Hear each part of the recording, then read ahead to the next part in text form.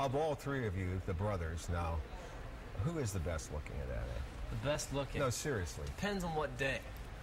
Yeah. Tuesdays are my day. Your day, your Tuesday? Wednesdays, Nick can hold it together on Wednesdays. Yeah. And Thursday, Kevin and I compete on Thursdays too. Okay. Let's talk about Fast Life. Catch me up on Fast Life. Sure, yeah. Fast Life. What was your intent on that? I mean, what was that supposed to be about for you personally as well as business? Well, my intent writing the record was to be really honest. You know, that can be a really difficult thing for a lot of artists to just put their heart out there and say, here's my journal, what do you think? And luckily I feel like I've done a pretty good job of doing that, and I'm excited for the world to kind of hear it and to relate with the songs that I wrote and just have fun with this record and just want to be able to listen to it over and over again, hopefully. So you jumped out with See No More.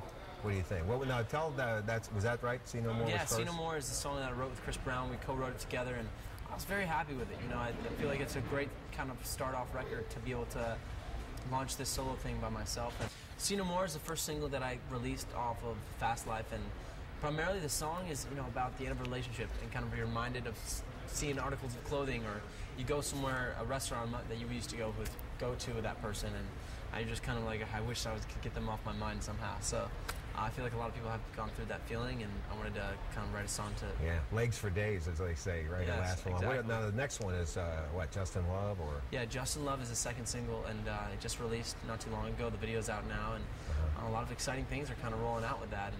And a person's going to be on a remix of that. I can't really name the artist, but should be listening out for that soon.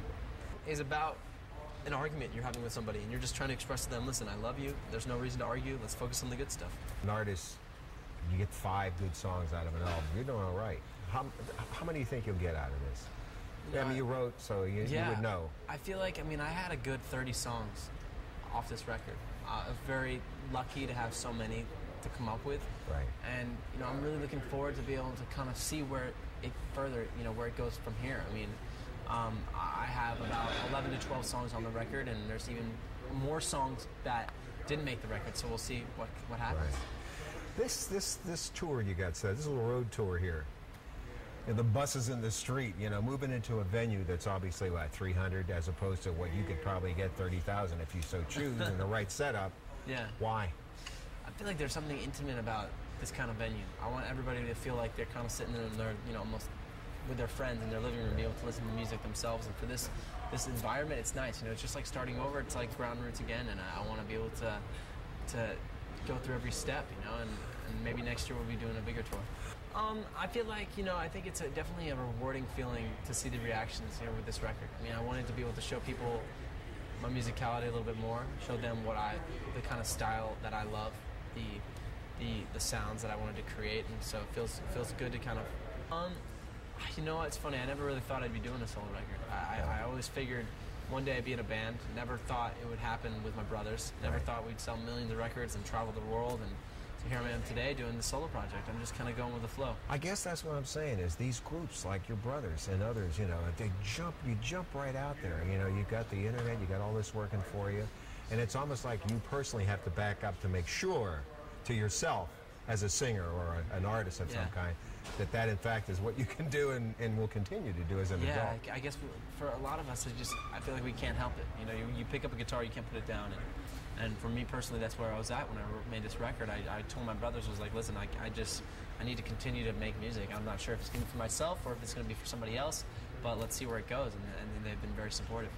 Along with the intimacy, you also have some other things now with Britney Spears. Is that? Yeah, I'll be going overseas with Britney Spears on tour with her for about a month. Femme Fatale, right? 10 of those? Yeah, it'll be really great. A huge tour for me to be a part of. I mean, she's such an incredible artist, and I'm really looking forward to that.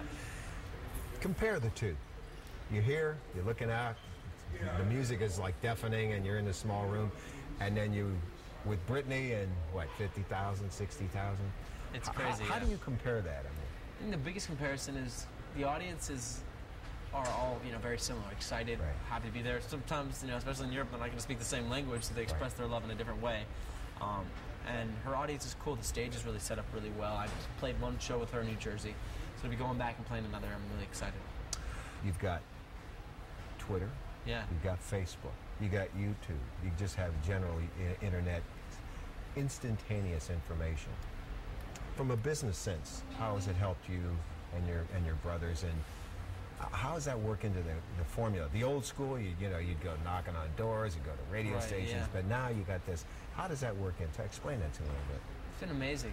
I mean, it's been a great tool to have social media to be able to do that. I mean, the fact that I have my Twitter, Facebook, and everything else that comes with that, to be able to let fans know right away what I want them to go get or listen to new music, and I see their responses right away. Compared to, say, 5-10 years ago, when you release a record, you just kind of sit and wait, and you wanted to hear, you have to like physically see the fans and let them, you know, see what their reactions are.